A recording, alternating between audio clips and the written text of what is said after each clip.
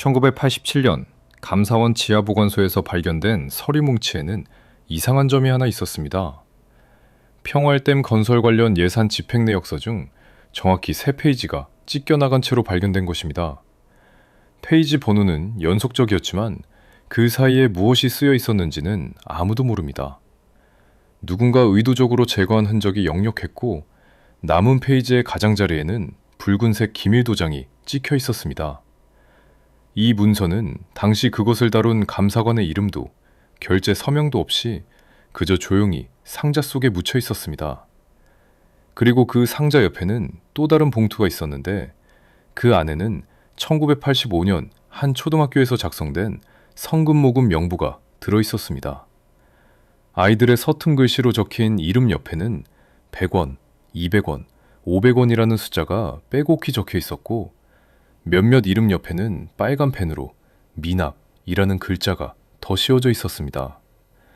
이것은 단순한 문서가 아니었습니다. 이것은 한 세대 전체가 경험한 집단 트라우마의 물리적 증거였습니다. 1980년대 대한민국에서 학교에 다녔던 사람이라면 누구나 기억합니다. 아침 조회 시간마다 울려 퍼지던 교장 선생님의 목소리를 북한이 대청댐을 터뜨리면 서울이 물에 잠길 것입니다. 라는 그 말을, 그리고 책가방에 꼭꼭 숨겨둔 100원짜리 동전의 무게를. 하지만 그들은 몰랐습니다. 자신들이 모은 돈이 정말로 댐을 짓는 데 쓰였는지 아니면 다른 어디론가 흘러갔는지를. 그리고 무엇보다 그 모든 공포가 진짜였는지조차 확신할 수 없었습니다.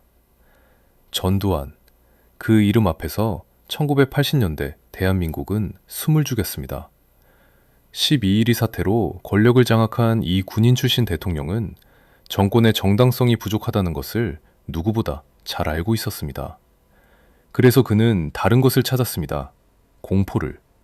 국민을 하나로 묶을 수 있는 공통의 적을. 그리고 그것이 바로 북한이었습니다. 1980년대 초 북한이 금강산댐, 일명 대청댐을 건설한다는 정보가 청와대에 도착했습니다. 용량 1억 3천만 톤. 그 자체로는 위협적이지 않았습니다. 하지만 전두환 정권의 선정기구는 이 숫자를 마법처럼 변형시켰습니다. 만약 북한이 이 댐을 터뜨린다면 서울은 사흘 밤낮 물에 잠길 것이다 라는 시나리오가 탄생했고 이것은 곧 국가적 공식 담론이 되었습니다. 그러나 진실은 달랐습니다. 한강 유역의 지형학적 특성상 북한댐의 물이 서울까지 도달하는 것은 물리적으로 불가능에 가까웠습니다. 이것은 당시 수자원 전문가들도 알고 있었던 사실입니다. 하지만 그 목소리는 묻혔습니다. 왜냐하면 정권은 이미 다음 단계를 준비하고 있었기 때문입니다. 1984년 3월 충청남도 예산군의 한 산골짜기에서 첫 삽이 땅을 파고들었습니다. 이름은 평활댐. 3억 2,500만 톤의 물을 저장할 수 있는 거대한 구조물. 공식적으로는 북한의 수공을 막기 위한 방어시설이었지만 실제로는 다른 목적이 있었습니다. 본을 모으는 것. 그것도 국민의 자발적 애국심이라는 이름으로. 1985년 1월 전국의 학교에 지침이 내려왔습니다. 평화의 댐 성금모금운동이라는 이름의 캠페인이었습니다. 처음에는 자율적이라고 했습니다. 하지만 곧 그것은 의무가 되었습니다. 초등학생은 1인당 100원에서 500원까지, 중고등학생은 1,000원 이상을 내야 했습니다. 선생님들은 매일 아침 교실을 돌며 봉투를 걷었고 돈을 내지 못한 아이들의 이름은 칠판에 적혔습니다. 어떤 학교에서는 그 아이들을 복도에 세워두기도 했습니다. 너희 때문에 서울이 잠긴다 라는 말과 함께. 한 증언자는 이렇게 회상합니다. 선생님이 매일 영상을 보여줬어요. 물이 쏟아지는 영상을요. 그리고 말했죠. 200원을 내지 않으면 너희 부모님이 죽는다고. 이것은 교육이 아니었습니다. 이것은 공포의 판매였습니다. 그렇다면 그 돈은 어디로 갔을까요? 공식적으로는 661억 원이 모였습니다. 1985년 기준으로 현재 가치로 환산하면 약 5천억 원에 달하는 거액입니다. 이것은 당시 대한민국 국민 1인당 평균 소득의 약 3%에 해당하는 금액이었습니다. 쉽게 말해 평범한 가정에서는 한 달 생활비의 4분의 1을 이 댐에 바친 셈입니다. 하지만 더 놀라운 것은 이것입니다. 전두환 대통령은 같은 해 청와대 집무실 리모델링에 80억 원을 썼고 해외 순방 비용으로 200억 원 이상을 집행했습니다. 한 명의 지도자가 개인적 위신을 위해 쓴 돈이 1,000만 명의 학생들이 모은 돈의 절반에 육박했던 것입니다. 이것은 단순한 예산 낭비가 아니었습니다.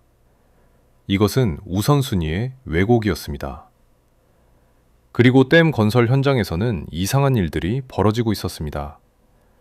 공사 감독관들은 예산이 계속 초과된다는 보고를 올렸지만 청와대에서는 국가안보사업이라는 이유로 추가 예산을 계속 승인했습니다.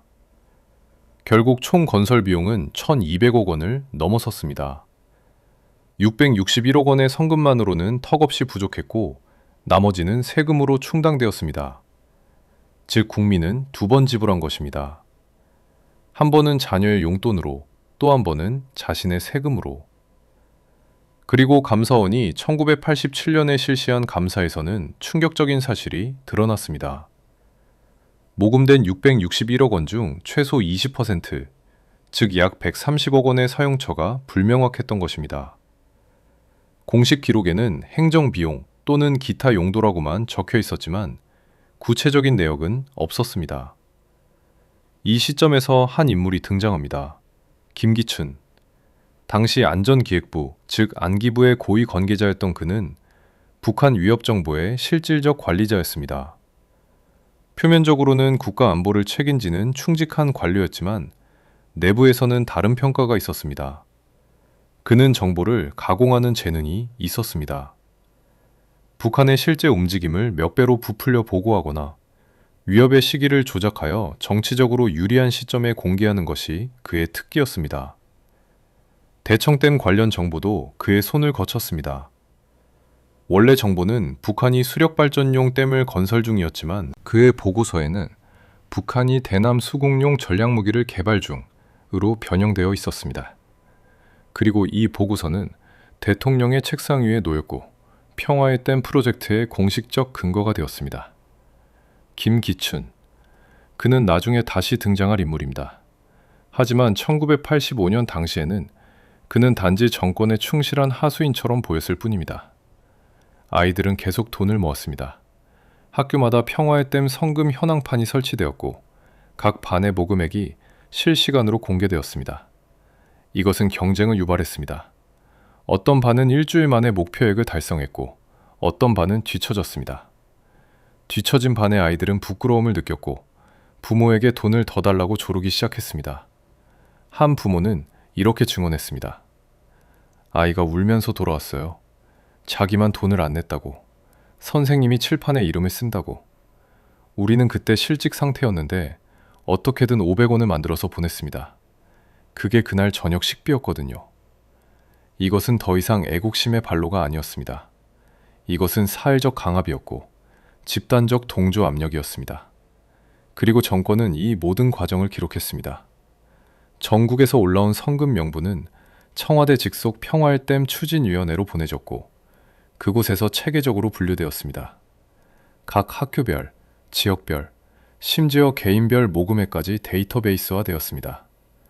왜였을까요? 공식적으로는 투명한 관리를 위해서라고 했습니다. 하지만 다른 해석도 가능합니다. 이것은 충성도를 측정하는 도구였습니다. 많이 낸 학교는 애국 학교로 치켜 세워졌고 적게 낸 학교는 압력을 받았습니다. 이것은 감시체제의 일부였던 것입니다. 그리고 그 데이터는 나중에 정권이 위기에 처했을 때 다른 용도로 사용될 수 있었습니다. 누가 편이고 누가 적인지를 가르는 기준으로. 1986년 10월 12일 평화의 댐이 완공되었습니다. 전두환 대통령은 직접 준공식에 참석했고 그곳에서 연설했습니다. 이 댐은 우리 민족의 평화를 지키는 보루가 될 것입니다. 후손들은 이 댐을 보며 우리의 단합을 기억할 것입니다. 카메라 플래시가 터졌고 박수갈채가 울려 퍼졌습니다. 하지만 그 자리에 참석한 한 공무원은 다르게 기억합니다. 대통령 연설이 끝난 후 뒤에서 수근거리는 소리가 들렸어요. 누군가 이게 정말 필요했나? 라고 속삭였습니다. 그 사람은 곧 자리에서 사라졌고 다시는 볼 수 없었습니다. 축제 같은 분위기 속에서도 의심의 그림자는 이미 드리워지고 있었습니다. 그리고 그 그림자는 점점 짙어질 것이었습니다. 하지만 그날 아무도 질문하지 않았습니다. 이 거대한 콘크리트 구조물이 정말 북한의 위협을 막을 수 있는지, 그리고 그 661억 원이 정말 국민이 믿었던 곳에 쓰였는지를. 그들은 단지 박수쳤고 사진을 찍었고 집으로 돌아갔습니다. 그리고 아이들은 계속 학교에 갔고 더 이상 돈을 내지 않아도 되었지만 머릿속에는 여전히 그 영상이 남아 있었습니다. 물이 쏟아지는 영상이, 서울이 잠기는 영상이, 북한이라는 공포가. 그것은 지워지지 않았습니다. 그리고 그것이 바로 정권이 원했던 것입니다. 공포는 댐보다 오래 지속되니까요. 그렇다면 우리는 지금 무엇을 보고 있는 걸까요? 단순히 과거의 부패 사례일까요? 아니면 더 큰 무언가의 일부일까요? 그 661억 원은 정말 댐을 짓는 데만 쓰였을까요? 아니면 다른 곳으로 흘러갔을까요? 그리고 가장 중요한 질문은 이것입니다. 왜 그 세 페이지는 찢겨나갔을까요? 거기에는 무엇이 쓰여 있었을까요? 답은 다음 이야기 속에 있을지도 모릅니다. 아니면 영원히 묻혀 있을지도. 1985년 어느 봄날 오후 서울 중구의 한 허름한 다방에서 한 남자가 조용히 차를 마시고 있었습니다. 그는 평범한 회사원처럼 보였지만 그의 눈은 끊임없이 출입문을 향해 있었습니다. 30분이 지났을 때 또 다른 남자가 들어왔습니다. 그는 직접 그 테이블로 걸어와 앉았고 아무 인사도 없이 입을 열었습니다. 당신이 그 사람입니까? 댐 건설 현장에서 일했다는. 첫 번째 남자는 고개를 끄덕였습니다. 그리고 작은 목소리로 말했습니다. 네, 저는 1984년부터 86년까지 평화의 댐 토목 현장 감독이었습니다. 하지만 제가 본 것을 말하려면 당신은 누군지 밝혀야 합니다. 두 번째 남자는 잠시 망설이다가 명함을 꺼냈습니다. 그것은 한 야당 의원의 보좌관 명함이었습니다. 그리고 그날 오후 20-30년 만에 처음으로 평화의 댐의 내부 이야기가 외부로 새어나오기 시작했습니다. 이 감독, 우리는 그를 K씨라고 부르겠습니다. 보안상 그의 실명은 공개할 수 없습니다. K씨는 1984년 초 정부의 공식 채용 공고를 보고 평화의 댐 파 프로젝트에 지원했습니다. 당시 그는 20대 후반의 젊은 토목 엔지니어였고 국가 대규모 프로젝트에 참여하는 것을 영광으로 생각했습니다. 첫 출근 날 그는 예상군 현장 사무실에 도착했고 그곳에서 브리핑을 받았습니다. 이 댐은 단순한 건설 프로젝트가 아닙니다. 이것은 국가 안보 사업입니다. 여기서 보고 들은 모든 것은 기밀입니다. 그들은 서약서에 서명해야 했고 가족에게도 구체적인 업무 내용을 말할 수 없었습니다. K씨는 그때는 이해했습니다. 북한 위협이 실제하니까 당연히 보안이 중요하다고 생각했습니다. 하지만 시간이 지나면서 그는 다른 것을 깨닫기 시작했습니다. 첫 번째 이상한 점은 예산 집행 방식이었습니다. K씨는 이렇게 증언했습니다. 정상적인 건설 프로젝트에서는 모든 비용이 투명하게 기록됩니다. 자재비, 인건비, 장비 임대료 등등. 하지만 우리 현장에서는 매달 특별 항목이라는 이름으로 거액이 빠져나갔습니다. 저는 감독이었지만 그 돈이 어디에 쓰이는지 알 수 없었습니다. 물어보면 상부 지시라는 답만 돌아왔습니다. 그는 처음에는 이것을 군사 보안과 관련된 지출이라고 생각했습니다. 하지만 어느 날 우연히 한 서류를 보게 되었습니다. 그것은 특별 항목 지출 내역서였는데 거기에는 청와대 행사 지원금, 정부 홍보물 제작비, 관계기관 협조비라는 항목들이 적혀 있었습니다. 이것들은 댐 건설과는 아무 관련이 없는 지출이었습니다. K씨는 그 순간 깨달았습니다. 성금은 댐을 짓는 데만 쓰이지 않았던 것입니다. 그렇다면 그 돈은 정확히 어디로 갔을까요? K씨의 증언에 따르면 상당 부분은 정권의 이미지 메이킹에 사용되었습니다. 1985년 한 해 동안 전두환 정부는 전국적으로 대규모 반공교육 캠페인을 벌였습니다. TV 광고, 신문 전면 광고, 거리 현수막, 학교 교재 제작 등 이 모든 것의 제작비가 어디서 나왔을까요? 공식 예산으로는 턱없이 부족했습니다. 하지만 평화의 댐 성금이라는 거대한 자금풀이 있었습니다. 그리고 그것은 국가 안보 목적이라는 포괄적 명목하에 자유롭게 사용될 수 있었습니다. 한 예로 1985년 5월에 제작된 대규모 다큐멘터리 북한의 위협과 우리의 대비는 제작비만 30억 원이 들었습니다. 이것은 정부 홍보 예산이 아닌 댐 관련 홍보비로 집행되었습니다. 즉, 아이들이 모은 돈이 정권의 선전물을 만드는데 쓰인 것입니다. 더 충격적인 것은 군사용도 전용 의혹입니다. K씨는 현장에서 여러 번 군 관계자들을 목격했습니다. 그들은 민간인 복장을 하고 있었지만 행동거지로 금방 알 수 있었습니다. 어느 날 밤 저는 야간 순찰 중에 댐 하류 지역에서 불빛을 봤습니다. 가까이 가보니 군인들이 무언가를 설치하고 있었습니다. 제가 뭐냐고 물었더니 그들은 안보시설이라고만 답했습니다. 나중에 알고 보니 그것은 군사 통신 장비였습니다. 이 장비의 설치 비용 역시 댐 건설 예산에서 나갔습니다. 공식 기록에는 부대 시설 공사로 처리되었지만 실제로는 군부의 통신망 확충 프로젝트의 일부였습니다. 왜 이것이 댐 예산으로 처리되었을까요? 간단합니다. 댐 예산은 국회 심의를 거의 거치지 않았기 때문입니다. 국가안보라는 마법의 단어는 모든 질문을 차단했습니다. 김기춘의 역할은 여기서 더욱 중요해집니다. 그는 실제로 평화의 댐 추진위원회의 실무진 중 한 명이었습니다. 표면적으로는 안보 자문 역할이었지만 내부에서는 다른 일을 했습니다. K씨의 증언은 여기서 더욱 섬뜩해집니다. 1985년 7월경이었습니다. 현장 사무실로 서울에서 고위 관계자들이 왔습니다. 그중 한 사람이 김기춘이었습니다. 저는 그때는 그의 이름을 몰랐지만 나중에 사진으로 확인했습니다. 그는 우리에게 특별 지시를 내렸습니다. 현장 사진을 찍을 때 반드시 북한 방향을 배경으로 넣으시오. 그리고 작업자들의 표정은 긴장되어 보이도록 연출하시오. 저는 이상하다고 생각했습니다. 왜 건설 기록 사진에 연출이 필요한가요? 그 사진들은 나중에 정부 홍보물에 사용되었습니다. 북한의 위협 앞에서도 묵묵히 일하는 우리 국민이라는 캡션과 함께. 하지만 실제로는 그날 현장 분위기는 평온했고 누구도 북한 위협을 실감하지 못했습니다.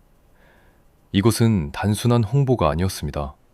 이것은 현실 조작이었습니다. 그리고 김기춘은 이러한 조작의 총책임자였습니다. 그는 정보를 만들어내는 사람이 아니라 정보를 포장하는 사람이었습니다. 진실을 가져다가 공포로 변형시키는 기술자. 그런데 K씨의 증언 중 가장 기묘한 부분은 따로 있었습니다.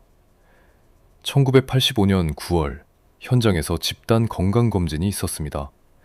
정부에서 보낸 의료팀이 왔는데 이상하게도 그들은 일반 건강검진 외에 심리상태 평가를 추가로 했습니다. 질문지에는 북한에 대한 공포 수준은 어느 정도인가, 정부의 안보 정책을 신뢰하는가 같은 항목들이 있었습니다. 저는 그때 물었습니다. 이게 건강검진과 무슨 상관이냐고. 의료팀장은 답했습니다. 국가안보 프로젝트 근무자의 정신건강관리입니다. 하지만 그 결과가 어디로 갔는지는 아무도 몰랐습니다.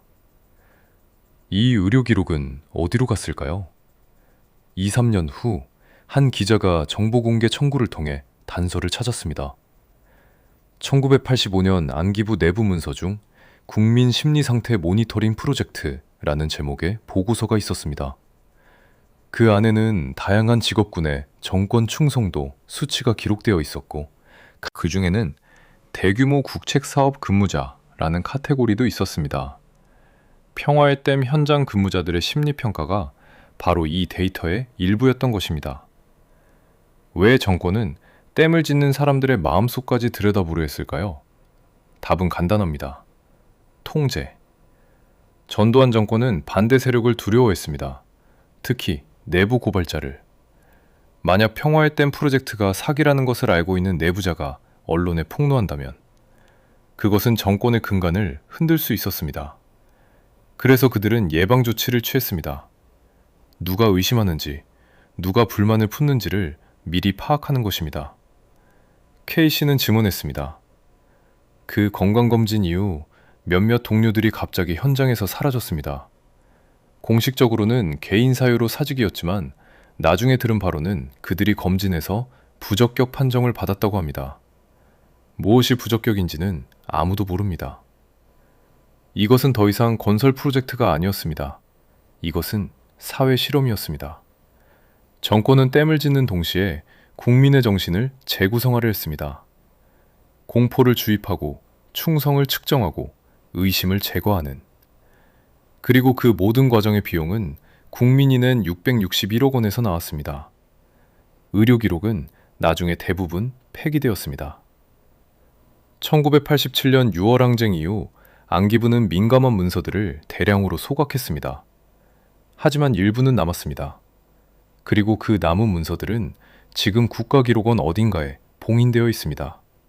접근 권한, 대통령 승인 필요. 20, 30년이 지난 지금도 그 기록은 여전히 국가 기밀입니다. 하지만 의료 기록보다 더 중요한 문제가 있었습니다. 돈의 흐름입니다. K씨는 1985년 말경 우연히 한 회계장부를 보게 되었습니다. 그것은 평소 제 업무 범위가 아니었습니다. 하지만 그날 격리 담당자가 급하게 화장실에 가면서 책상 위에 펼쳐놓고 갔습니다. 저는 호기심에 잠깐 들여다봤습니다. 그리고 충격을 받았습니다. 그 장부에는 두 개의 칼럼이 있었습니다. 공식 예산 집행과 실제 지출, 숫자가 완전히 달랐습니다. 예를 들어 시멘트 구매비로 공식적으로 5억 원이 집행되었다고 기록되어 있었지만 실제 지출은 3억 원이었습니다. 차액 2억 원은 어디로 간 것일까요? 장부에는 적혀 있지 않았습니다. 이것이 바로 이중 장부 시스템의 증거였습니다. 정부에 보고하는 공식 장부와 실제 돈의 흐름을 기록한 비공식 장부. 이런 시스템이 왜 필요했을까요? 횡령을 숨기기 위해서입니다. K씨는 나중에 알게 되었습니다. 그 차액들은 비자금 풀로 모였고 그것은 정권의 다양한 특별 용도에 사용되었습니다. 구체적으로 무엇이었을까요? 야당 인사매수, 언론 통제 비용, 해외 홍보 공작비 등. 감사원도 이것을 눈치챘습니다. 1987년 감사보고서에는 예산 집행의 불투명성이 지적되어 있습니다. 하지만 구체적인 숫자는 공개되지 않았습니다. 왜냐하면 감사가 끝나기 전에 정권이 교체될 조짐이 보이기 시작했고 관련자들은 증거를 인멸하기 시작했기 때문입니다. 그렇다면 누가 이 모든 것을 총괄했을까요? K씨는 한 이름을 기억했습니다. 노태우. 당시 전두환 정권의 핵심 인사였고 나중에 그의 후계자가 된 그 사람. 그는 평화의 댐 추진위원회의 명예위원장이었습니다. 표면적으로는 의례적 직함이었지만 실제로는 달랐습니다. K씨는 증언했습니다. 노태우가 현장을 방문한 적이 있습니다. 1985년 8월경이었습니다. 그는 우리에게 이렇게 말했습니다. 이 댐은 단순한 건설물이 아닙니다. 이것은 대통령 각하의 유산입니다. 여러분은 역사적 사업에 참여하고 있는 것입니다. 그 말을 들으면서 저는 느꼈습니다. 이 사람은 댐이 정말 필요한지 아닌지에는 관심이 없구나. 그에게 중요한 것은 정치적 상징이었습니다. 노태우는 나중에 대통령이 되었고 평화의 댐은 그의 선거 공약 중 하나로 활용되었습니다. 저는 전두환 대통령과 함께 평화의 댐을 완성했습니다. 이것이 안보입니다. 라는 식의 홍보였습니다. 아이러니하게도 그가 대통령이 된 후에야 댐의 실체가 드러나기 시작했습니다. 1990년대 초 감사원과 국회 조사를 통해 예산 집행의 문제점들이 공식적으로 지적되었고 노태우 본인도 나중에 비자금 관련으로 조사를 받게 됩니다. 하지만 평화의 댐 관련 부분은 국가 안보 사항으로 분류되어 대부분 비공개로 처리되었습니다. K씨의 마지막 증언은 이렇습니다. 저는 1986년 댐이 완공되고 나서 현장을 떠났습니다. 하지만 떠나기 전에 저는 작은 노트 한 권을 챙겼습니다. 그 안에는 제가 2년 동안 목격한 이상한 일들을 메모해 두었습니다. 날짜, 장소, 관련 인물들. 저는 그것을 언젠가는 세상에 알려야 한다고 생각했습니다. 하지만 두려웠습니다. 당시는 아직 군사정권이었고 내부 고발자는 곧 반역자로 몰렸습니다. 그래서 저는 그 노트를 집 천장 다락에 숨겨두고 기다렸습니다. 민주화가 오기를, 그리고 진실을 말할 수 있는 날이 오기를. 그 노트는 지금 어디에 있을까요? K씨는 2000년대 초반 한 시민단체에 그것을 익명으로 전달했습니다. 그 단체는 그것을 바탕으로 평화의 댐 진상규명 운동을 시작했고 일부 내용은 언론에 공개되었습니다. 하지만 대부분의 사람들은 관심을 기울이지 않았습니다. 왜냐하면 그때는 이미 20년이 지난 후였고 사람들은 더 급한 현재의 문제들에 집중하고 있었기 때문입니다. 과거는 과거로 묻혔습니다. K씨는 현재 고령으로 인해 직접적인 인터뷰를 거부했지만 그의 기록은 여전히 살아있습니다. 그리고 그 기록은 이제 우리에게 전해졌습니다. 1985년 12월 30일 평화의 댐 성금 모금이 공식 종료된 날입니다. 최종 금액은 정확히 661억 원. 이 숫자를 발표할 때 청와대 대변인은 자랑스럽게 말했습니다. 이것은 4천만 국민의 단합을 보여주는 수치입니다. 하지만 그 자리에 있던 한 기자는 이상한 점을 발견했습니다. 661억이라는 숫자가 너무 정확했던 것입니다. 통상적으로 이런 대규모 모금은 단수가 복잡합니다. 659억 7천만 원 이런 식으로. 하지만 661억 정확히. 마치 목표액이 미리 정해져 있었던 것처럼. 그 기자는 나중에 조사했습니다. 그리고 놀라운 사실을 발견했습니다. 1984년 평화의 댐 프로젝트가 시작될 때 작성된 내부 기획안에 이미 예상 성금 목표 660억 원이라는 항목이 있었던 것입니다. 즉, 모금이 시작되기 전에 이미 결과가 정해져 있었습니다. 이것은 무엇을 의미할까요? 모금은 실제 필요에 의한 것이 아니라 정치적 목표 달성을 위한 쇼였다는 것입니다. 그리고 그 목표는 달성되었습니다. 정확히 1년 만에.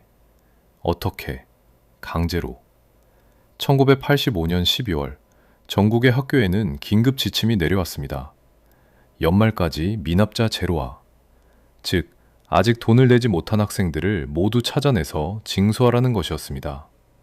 한 초등학교 교사의 증언입니다. 저는 그 지침을 받고 괴로워했습니다. 제 반에는 정말 가난한 학생이 몇 명 있었거든요. 그 아이들에게 500원은 큰 돈이었습니다. 하지만 교장 선생님은 말했습니다. 방법을 찾으시오. 이것은 교육청 지시입니다.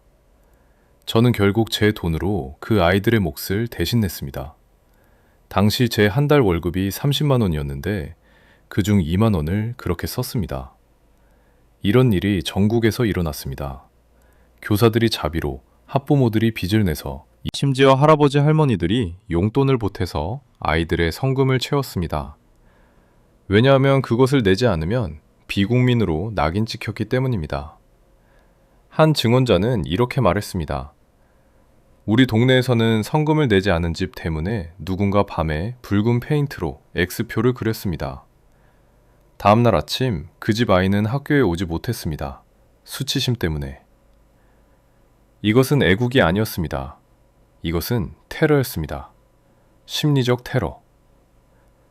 1986년 댐 완공 직후 예산군 지역에서 이상한 소문이 돌기 시작했습니다. 댐에서 밤마다 이상한 소리가 들린다는 것이었습니다. 한 마을 주민의 증언입니다. 완공식이 끝나고 2, 3주 후부터였습니다. 밤 11시쯤 되면 댐 쪽에서 낮은 웅웅거리는 소리가 들렸습니다. 처음에는 바람 소리인 줄 알았는데 바람이 없는 날에도 들렸습니다. 마을 사람들은 저주받은 댐이라고 수군거리기 시작했습니다. 이 소문은 빠르게 확산되었습니다. 이 댐은 국민의 억지로 빼앗은 돈으로 지어졌다. 특히 아이들의 돈으로. 그 원한이 댐에 배어 있다. 물론 이것은 미신입니다. 거대한 콘크리트 구조물은 온도 변화에 따라 팽창하고 수축하며 소음을 냅니다. 하지만 사람들은 과학적 설명보다 신비로운 이야기를 선호합니다. 특히 그 이야기가 자신들의 감정을 대변할 때, 그 감정은 무엇이었을까요? 분노였습니다. 억울함이었습니다. 자신들이 속았다는 느낌. 그 감정이 저주라는 형태로 외화된 것입니다. 하지만 숫자 이야기로 돌아가 봅시다. 661억 원이 정말로 다 모금된 것일까요? 실제로는 아닙니다.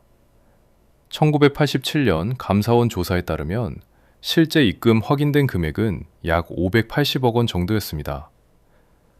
그렇다면 나머지 80억 원은? 공식 설명은 이렇습니다. 현금 모금분 중 은행 입금 전에 행정 처리된 금액. 이게 무슨 뜻일까요?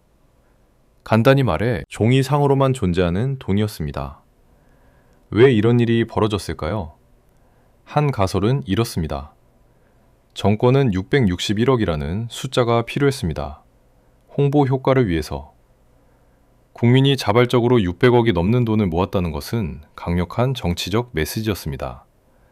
하지만 실제로는 그만큼 모이지 않았습니다.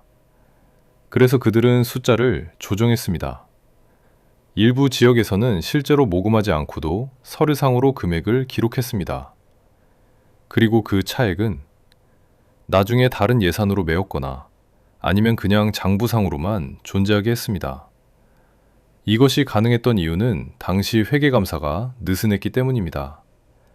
국가안보사업이라는 꼬리표는 모든 의심을 차단하는 마법의 주문이었습니다. 그렇다면 실제로 모인 580억 원은 어떻게 쓰였을까요? 앞서 말했듯이 댐 건설 총 비용은 1,200억 원이었습니다. 성금으로는 절반도 안 되는 금액입니다. 나머지는 정부 예산, 즉 세금으로 충당되었습니다. 그렇다면 성금의 역할은 무엇이었을까요? 상징이었습니다. 국민이 참여한 사업이라는 이미지를 만드는 것. 1985년 9월 서울대학교 의과대학 생리학연구실에 한 통의 공문이 도착했습니다. 발신처는 청와대 정책기획수석실. 내용은 간단했습니다. 국민 스트레스 반응 연구 프로젝트 협조 요청.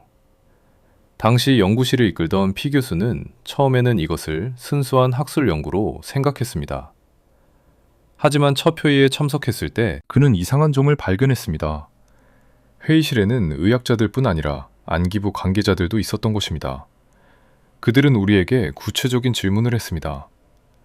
피 교수는 20년 후 한 학술 세미나에서 이렇게 주문했습니다. 공포 상태에 있는 사람의 신체는 어떻게 반응하는가? 코르티솔 수치는 얼마나 올라가는가? 그리고 가장 중요한 질문은 이것이었습니다. 그 상태가 지속되면 사람들은 더 수능적이 되는가? 피 교수는 그 순간 깨달았습니다. 이것은 국민 건강 연구가 아니었습니다. 이것은 통제 메커니즘 연구였습니다. 인간의 뇌는 공포를 느낄 때 편도체가 활성화됩니다. 이것은 투쟁, 도피 반응을 촉발하고 동시에 전전두엽 피질의 기능을 억제합니다. 전전두엽 피질은 무엇을 담당할까요? 비판적 사고, 장기 계획, 복잡한 의사결정. 즉, 공포 상태에서 사람들은 깊이 생각하지 못하고 즉각적인 안전을 제공하는 권위에 의존하게 됩니다. 전두환 정권은 이것을 알고 있었을까요? 1985년 내내 전국의 학교에서는 매주 민방위 훈련이라는 이름으로 대피 훈련이 실시되었습니다. 사이렌이 울리면 아이들은 책상 밑으로 들어가야 했습니다. 북한이 댐을 터뜨리면 이렇게 해야 합니다. 라는 설명과 함께 한 초등학생의 일기장에는 이렇게 적혀 있었습니다. 오늘도 사이렌이 울렸다. 나는 무서워서 떨었다. 선생님이 말했다. 진짜로 물이 오면 너희는 3분 안에 죽는다. 집에 가서 엄마한테 물었다. 우리 집은 안전하냐고. 엄마는 울었다. 이것이 바로 생리학적 조건하입니다. 반복적인 공포 자극을 통해 신체가 특정 반응 패턴을 학습하게 만드는 것. 파블로프의 개 실험을 기억하십니까? 종소리만 들어도 침을 흘리게 된 개. 1980년대 한국의 아이들은 북한이라는 단어만 들어도 심장 박동이 빨라지도록 조건화되었습니다. 그리고 그 조건화는 평생 지속되었습니다. 피 교수의 연구팀은 실제로 실험을 진행했습니다.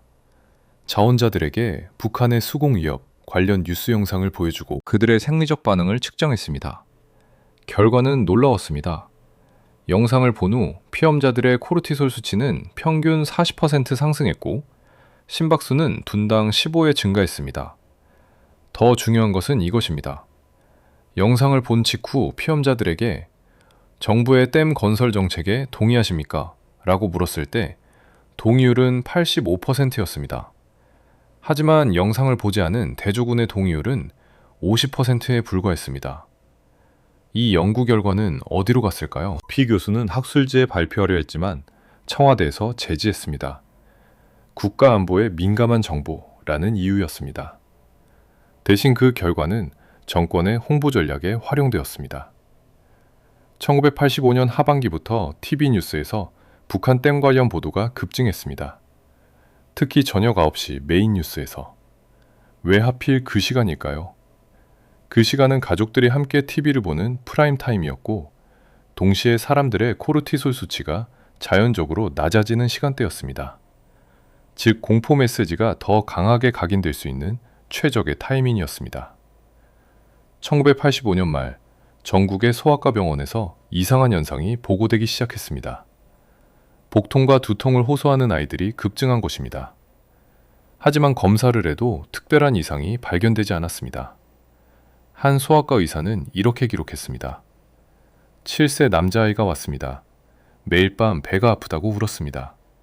부모는 혹시 맹장염이 아닌가 걱정했습니다. 하지만 검사 결과는 정상이었습니다. 제가 아이에게 물었습니다. 무슨 걱정 있니? 아이는 대답했습니다. 선생님이 북한이 물폭탄 터뜨린다고 했어요. 우리 집은 2층인데 물이 2층까지 올라오나요? 이것은 신체화 증상이라고 불립니다. 심리적 스트레스가 신체 증상으로 나타나는 것. 아이들은 자신의 불안을 언어로 표현할 능력이 부족합니다. 그래서 그들의 몸이 대신 말합니다. 복통으로, 두통으로, 불면증으로. 1985년 한 해 동안 전국 초등학생의 약 15%가 이런 증상을 경험했다는 비공식 통계가 있습니다. 이것은 약 60만 명의 아이들입니다. 60만 명의 작은 몸들이 국가의 거짓말을 흡수하고 그것을 고통으로 변환했던 것입니다. 더 심각한 것은 장기적 영향입니다. 2010년대에 실시된 한 역학 연구에서 1970년대 후반에서 80년대 초반 출생자들, 즉 평화의 댐 모금 당시 초등학생이었던 세대의 불안장애 유병률이 다른 세대보다 유의미하게 높다는 결과가 나왔습니다. 연구자들은 이것을 집단 트라우마의 세대 간 전이로 해석했습니다. 어린 시절 경험한 공포가 성인이 되어서도 정신건강에 영향을 미친다는 것입니다. 피 교수는 나중에 이렇게 말했습니다. 저는 그 프로젝트에 참여한 것을 평생 후회합니다. 저는 과학자로서 순수하게 연구했다고 생각했지만 결과적으로 저는 독재 정권의 국민 통제 도구를 만드는 데 기여했습니다.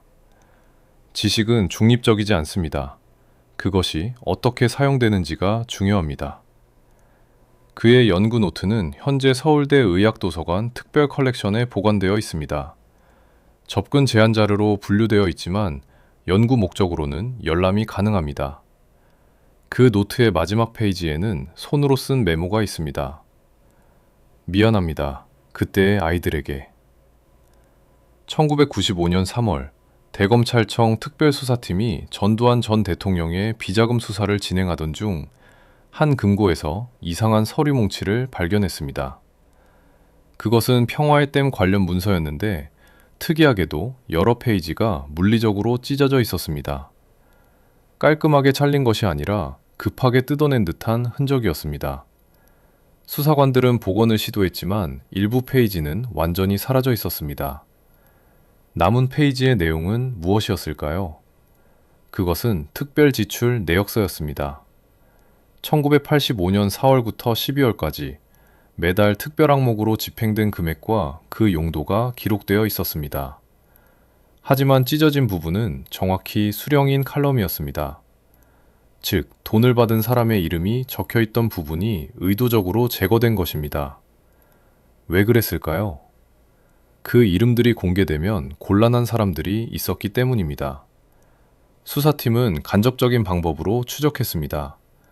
은행 거래 기록, 증인 진술, 다른 문서와의 교차 검증. 그 결과 일부 수령인을 특정할 수 있었습니다. 그 중에는 놀랍게도 당시 야당 인사들도 포함되어 있었습니다. 한 예로 1985년 7월에 정치협력비라는 명목으로 5억 원이 지출되었는데 그 돈은 당시 야당의 한 중진 의원에게 전달되었습니다. 목적은 평화의 댐 예산안이 국회를 통과할 때 반대하지 말라는 것이었습니다. 이것은 충격적인 사실입니다. 야당조차 매수되어 있었던 것입니다. 1985년 국회 예산심의에서 평화의 댐 관련 예산은 거의 논쟁 없이 통과되었습니다.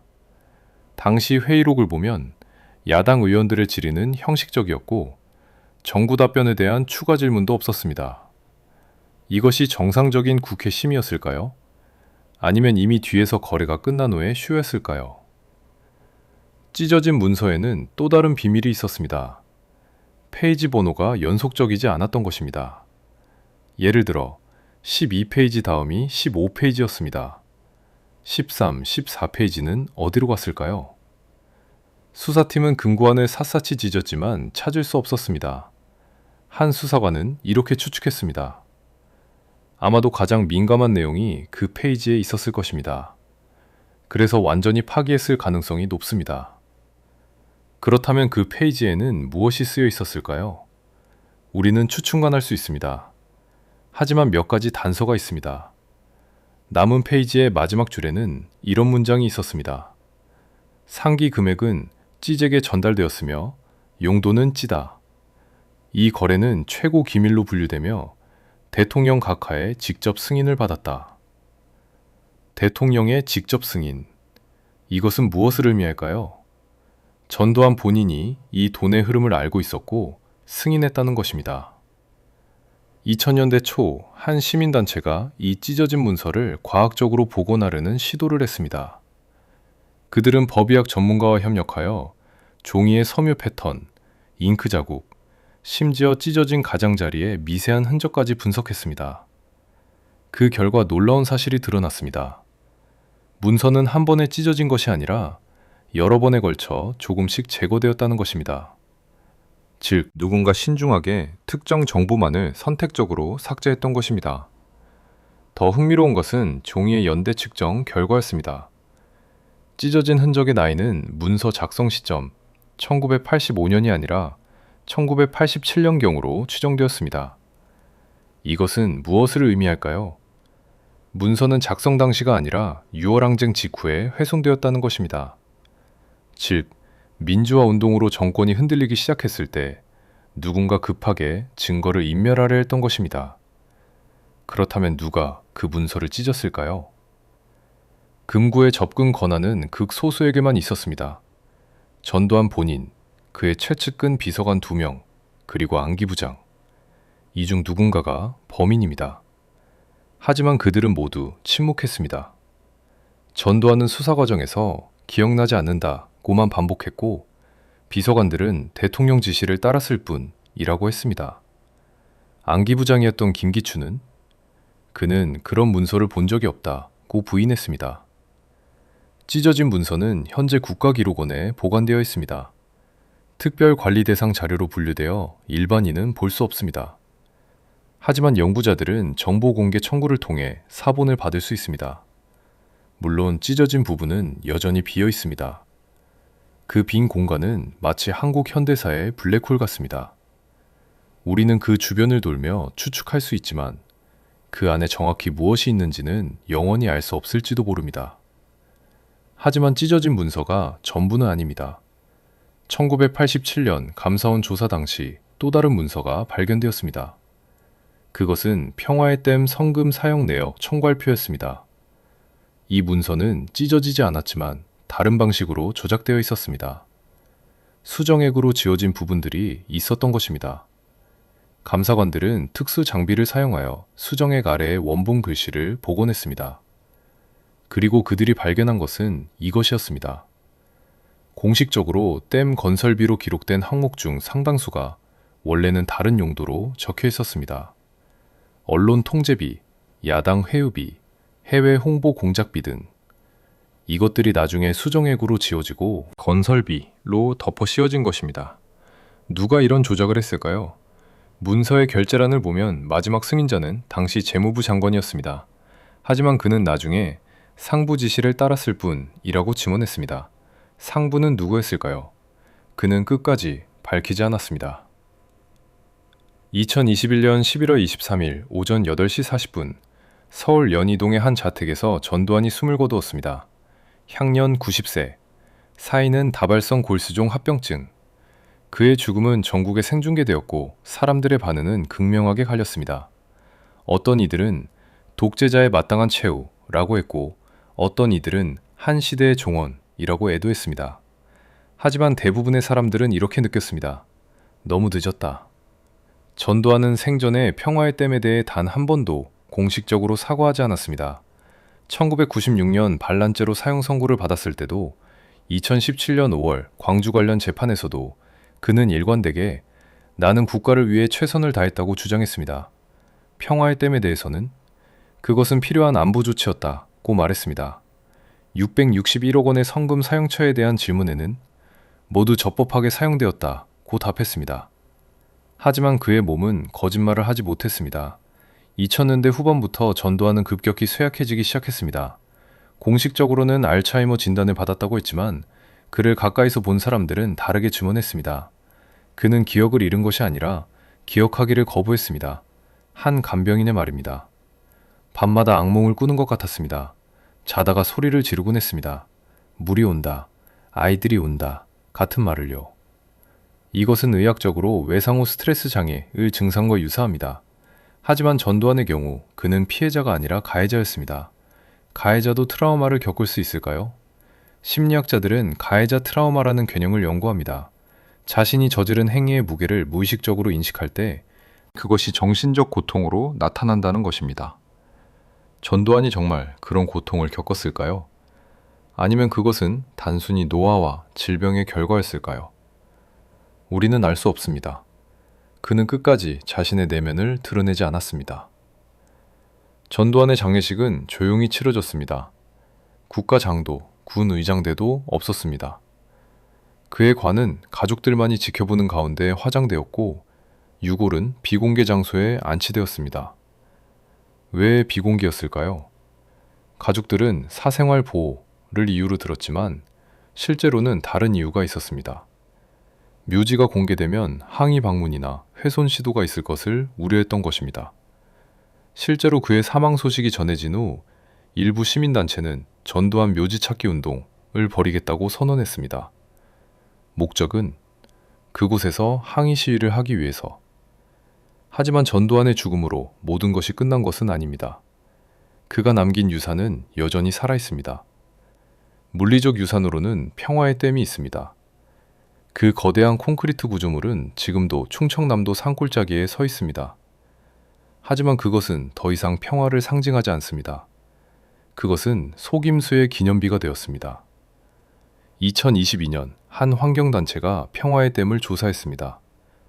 그들이 발견한 것은 충격적이었습니다.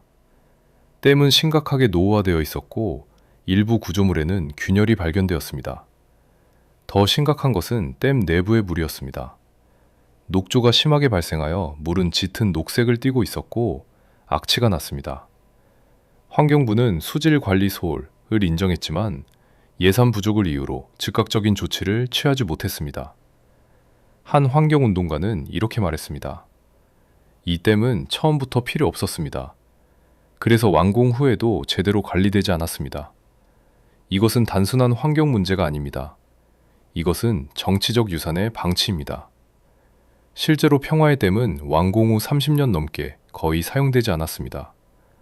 북한이 댐을 터뜨린 적도 없었고 홍수 조절 기능도 거의 필요하지 않았습니다. 그것은 그저 거기에 있을 뿐이었습니다. 661억 원의 성금과 수백억 원의 세금으로 지어진 쓸모없는 거대한 구조물. 일부 지역 주민들은 댐을 관광자원으로 활용하자는 제안을 했습니다.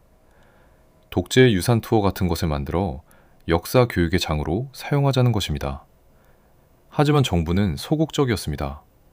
왜냐하면 그것은 과거의 부끄러운 역사를 공식적으로 인정하는 것이기 때문입니다. 그래서 댐은 계속 방치되었고 녹조는 더 심해졌고 균열은 더 커졌습니다. 2023년 봄, 서울 마포구의 한 작은 카페에서 한 노인이 조용히 차를 마시고 있었습니다. 그의 이름은 이재명, 49세. 그는 1985년 당시 11살이었고 서울 강북구의 한 초등학교 5학년이었습니다. 그날 그는 처음으로 자신의 이야기를 카메라 앞에서 털어놓기로 결심했습니다. 38년 동안 가슴속에 묻어두었던 이야기를. 저는 그때 반장이었습니다. 그의 목소리는 떨렸습니다. 선생님이 저를 불러서 말했습니다. 재명아, 너는 반장이니까 모범을 보여야 한다. 성금을 제일 많이 내야 한다. 저는 집에 가서 어머니께 말씀드렸습니다. 1,000원을 내야 한다고. 어머니는 한참을 망설이시다가 지갑을 여셨습니다. 그 안에는 500원짜리 2장이 전부였습니다. 그게 그날 저녁 식비였다는 것을 저는 나중에 알았습니다. 이재명 씨는 그날 밤을 평생 잊지 못합니다. 저녁을 굶었습니다. 어머니는 배가 안 고프다고 하셨지만 저는 알았습니다. 제 동생은 울었고 아버지는 아무 말씀도 하지 않으셨습니다. 그날 밤 저는 이불 속에서 울었습니다. 제가 반장이 아니었다면, 제가 그 돈을 내지 않았다면 우리 가족은 저녁을 먹을 수 있었을 텐데. 하지만 이야기는 거기서 끝나지 않았습니다. 다음날 학교에 갔더니 선생님이 칠판에 각 학생의 모금액을 적었습니다. 제 이름 옆에는 1,000원이라고 적혀 있었습니다. 그리고 선생님은 말했습니다. 여러분, 반장을 보세요. 이게 진짜 애국입니다. 저는 그 순간 자랑스러워야 했습니다. 하지만 저는 부끄러웠습니다. 왜냐하면 저는 알고 있었으니까요. 그 1,000원이 우리 가족의 저녁이었다는 것을. 이재명 씨는 그 후로도 계속 돈을 모아야 했습니다. 매주 100원씩, 한 달에 400원. 저는 용돈을 받지 못했기 때문에 다른 방법을 찾아야 했습니다. 저는 학교 끝나고 동네 슈퍼에서 심부름을 했습니다. 한 번에 50원씩 받았습니다. 그렇게 모은 돈을 학교에 냈습니다. 제 친구들도 비슷했습니다. 어떤 친구는 폐지를 주었고 어떤 친구는 동생 용돈을 빼앗았습니다. 그런데 1985년 12월 이상한 일이 벌어졌습니다. 선생님이 갑자기 말했습니다. 이번 주까지 모두 500원씩 더 내야 한다. 저는 물었습니다. 왜요? 선생님은 화를 내며 말했습니다. 북한이 댐을 더 크게 만들고 있다. 우리도 더 모아야 한다. 하지만 저는 이상하다고 생각했습니다. 왜 갑자기? 그리고 왜 정확히 500원? 이재명 씨는 나중에 알게 되었습니다. 그것은 정부의 지침이었습니다.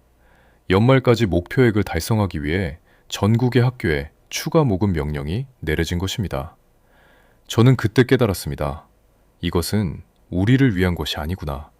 이것은 누군가의 숫자 맞추기구나. 이재명 씨는 성인이 된 후에도 그 경험을 잊을 수 없었습니다. 저는 20대에 우울증 진단을 받았습니다. 의사는 원인을 물었지만 저는 설명할 수 없었습니다. 어떻게 설명합니까? 어린 시절 국가가 저를 속였다는 것을, 제 가족의 저녁을 빼앗아갔다는 것을. 그는 결혼 후 아이를 낳았지만 아이가 초등학교에 입학할 때 극심한 불안을 느꼈습니다. 제 아이가 학교에서 돈을 내야 한다는 가정통신문을 가져올 때마다 저는 심장이 두근거렸습니다. 현장 학습비든 급식비든 상관없이 저는 항상 의심했습니다. 이 돈이 정말 아이를 위해 쓰일까? 아니면 또 누군가 속이는 걸까? 이것이 바로 세대 간 트라우마 전입니다. 이재명 씨의 경험은 그의 자녀에게도 영향을 미쳤습니다. 그의 딸은 이렇게 증언했습니다. 아버지는 제가 학교에서 돈 이야기를 할 때마다 과민반임을 하셨습니다. 저는 어릴 때 이해하지 못했지만 나중에 알게 되었습니다. 아버지에게는 학교와 돈이라는 단어가 트라우마 트리거였다는 것을. 이재명 씨는 왜 지금 이야기하기로 결심했을까요? 전두환이 죽었습니다. 그는 끝까지 사과하지 않았습니다. 저는 깨달았습니다.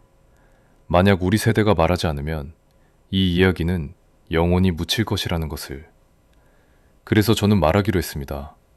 제 아이들을 위해서, 그리고 그때 함께 울었던 제 친구들을 위해서. 그의 증언은 유튜브에 올라갔고 일주일 만에 100만 조회수를 넘었습니다. 댓글에는 비슷한 경험을 한 사람들의 이야기가 쏟아졌습니다. 저도 그랬습니다. 우리 어머니도 그날 우셨습니다. 저는 아직도 그 선생님을 용서하지 못합니다. 이것은 더 이상 한 개인의 이야기가 아니었습니다. 이것은 한 세대의 집단 기억이었습니다. 2018년 문재인 정부의 과거사 진상규명위원회가 활동을 시작했습니다. 그들의 임무 중 하나는 전두환 정권 시기의 의혹 사건들을 재조사하는 것이었습니다. 평화의 댐도 그 목록에 포함되었습니다. 위원회는 국가기록원에 관련 문서 전체 공개를 요청했습니다. 그리고 그들은 한 상자를 받았습니다. 그 안에는 1985년 청와대에서 열린 회의록들이 들어있었습니다. 대부분의 회의록은 이미 공개된 내용이었습니다. 하지만 한 문서가 눈에 띄었습니다. 그것은 1985년 3월 15일에 열린 안보 관련 비공개 회의의 회의록이었습니다.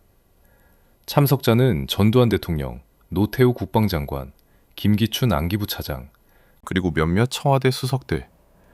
회의 주제는 평화의 댐 프로젝트 추진 전략이었습니다. 회의록의 첫 페이지는 평범했습니다. 댐 건설 일정, 예상 계획 등. 하지만 세 번째 페이지부터 내용이 달라졌습니다. 전두환의 발언이 기록되어 있었습니다. 이 프로젝트의 진짜 목적은 댐을 짓는 것이 아니다. 국민의 시선을 돌리는 것이다. 광주 문제가 아직 뜨겁다. 우리는 새로운 적을 만들어야 한다. 북한이 그 적이다. 이것은 폭탄 같은 발언이었습니다. 대통령 본인이 댐의 진짜 목적이 시선 돌리기라고 명시적으로 말한 것입니다. 하지만 더 충격적인 것은 다음 발언이었습니다. 노태우가 물었습니다. 카카, 그렇다면 북한 위협은 과정해도 되는 것입니까? 전두환은 답했습니다. 과장이 아니다. 전략적 강조다. 국민은 공포를 느껴야 단합한다. 역사가 증명한다. 김기춘이 거들었습니다. 각하 말씀이 옳습니다. 우리는 이미 언론을 통제하고 있습니다. 북한 댐 관련 보도를 강화하면 국민은 자연스럽게 믿을 것입니다. 그리고 성금 모금은 그들의 참여를 유도하는 장치입니다. 돈을 낸 사람은 심리적으로 프로젝트에 투자하게 됩니다. 그들은 자신이 속았다는 것을 인정하고 싶어 하지 않을 것입니다. 이것은 정교한 심리 조작 전략이었습니다. 국민을 속이는 것만이 아니라 그들이 스스로 속임을 정당화하도록 만드는 것. 이것을 심리학에서는 인지 부조화 해소라고 부릅니다. 사람들은 자신의 행동, 돈을 냄과 현실, 속았음 사이의 모순을 견디지 못합니다. 그래서 그들은 현실을 부정하거나 자신의 행동을 정당화합니다. 내가 낸 돈은 의미가 있었다. 정부가 거짓말할 리 없다. 같은 식으로. 회의록은 계속되었습니다. 한 수석이 물었습니다. 카카, 만약 나중에 진실이 밝혀지면 어떻게 됩니까? 전두환은 웃음에 답했습니다. 그때는 이미 댐이 완공되어 있을 것이다. 기정사실이 된다. 그리고 우리는 말할 것이다. 그래도 댐은 필요했다.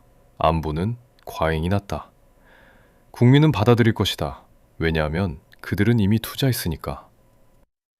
이 회의록은 왜 지금까지 공개되지 않았을까요? 진상규명위원회가 조사한 결과 이 문서는 1987년 6월 항쟁 직후 폐기 대상으로 분류되었습니다. 하지만 실제로 폐기되지는 않았습니다. 한 청와대 직원이 몰래 복사본을 만들어 개인적으로 보관했던 것입니다. 그는 이렇게 증언했습니다. 저는 그 회의에 속기사로 참석했습니다. 회의가 끝난 후 원본은 대통령 비서실로 올라갔고 저는 폐기하라는 지시를 받았습니다. 하지만 저는 복사본을 만들었습니다. 왜냐하면 저는 느꼈습니다. 이것은 역사적 증거라고. 그 직원은 30년 넘게 그 문서를 집 금고에 보관했습니다. 그리고 2018년 진상규명위원회가 출범했다는 소식을 듣고 익명으로 제보했습니다. 저는 이제 늙었습니다. 죽기 전에 이것을 세상에 알려야 한다고 생각했습니다. 그의 용기 덕분에 우리는 이제 진실을 알게 되었습니다. 하지만 이 회의록이 공개되었을 때 반응은 예상과 달랐습니다. 일부 사람들은 분노했지만 많은 사람들은 무관심했습니다. 이미 알고 있던 내용 아닌가? 지금 와서 그게 무슨 의미가 있나? 같은 반응이었습니다. 왜 그랬을까요? 피로감 때문입니다. 한국 사회는 너무 많은 과거사 논쟁을 겪었고 사람들은 지쳤습니다. 그들은 과거보다 현재에 집중하고 싶어 했습니다. 하지만 역사는 반복됩니다. 2020년 코로나 팬데믹 다시 정부는 국민 안전을 이유로 긴급 예산을 편성했습니다. 그 예산의 일부가 나중에 다른 용도로 사용되었다는 의혹이 제기되었습니다. 사람들은 말했습니다. 또 평화의 댐이냐? 이것이 바로 역사를 배우는 이유입니다. 과거를 알면 현재를 의심할 수 있습니다. 2022년 여름, 한 기자가 전두환의 장남을 인터뷰했습니다. 그는 인터뷰 내내 방어적이었습니다. 아버지는 국가를 위해 최선을 다했습니다. 평화의 댐도 그중 하나였습니다. 기자가 물었습니다.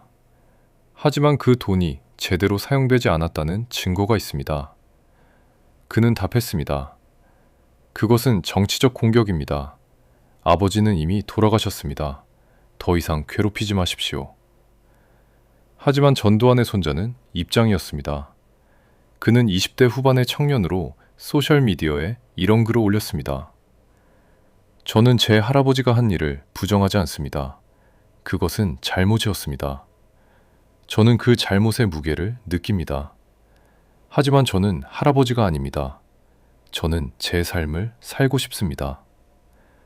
이 글은 큰 논쟁을 불러일으켰습니다.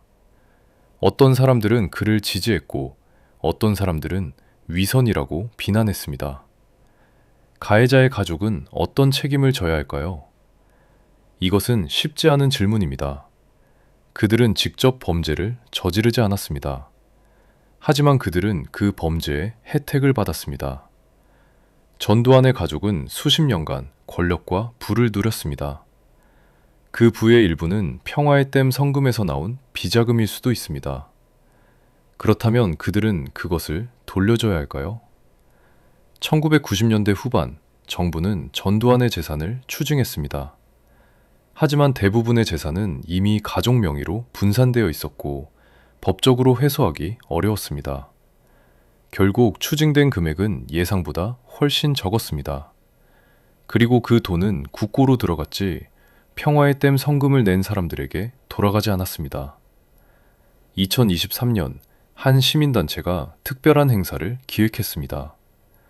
평화의 댐 피해자와 전두환 가족의 대화라는 제목의 행사였습니다. 처음에는 양측 모두 거부했습니다. 하지만 몇 달간의 설득 끝에 소수의 사람들이 참여하기로 했습니다. 그 중에는 이재명 씨도 있었고 전두환의 손자도 있었습니다. 대화는 어색하게 시작되었습니다. 이재명 씨가 먼저 말했습니다. 저는 당신을 미워하지 않습니다. 당신은 당신 할아버지가 아니니까요. 하지만 저는 당신이 알아주기를 바랍니다. 당신 할아버지가 한 일이 얼마나 많은 사람들을 아프게 했는지를. 전두환의 손자는 한참을 침묵하다가 답했습니다. 저는 죄송합니다. 제가 할 수 있는 말은 그것뿐입니다. 그 순간 방 안의 공기가 변했습니다. 누군가 울기 시작했고 그것은 전염되었습니다. 피해자도 가해자 가족도 모두 울었습니다. 왜냐하면 그들은 깨달았습니다. 그들 모두 이 역사의 포로라는 것을.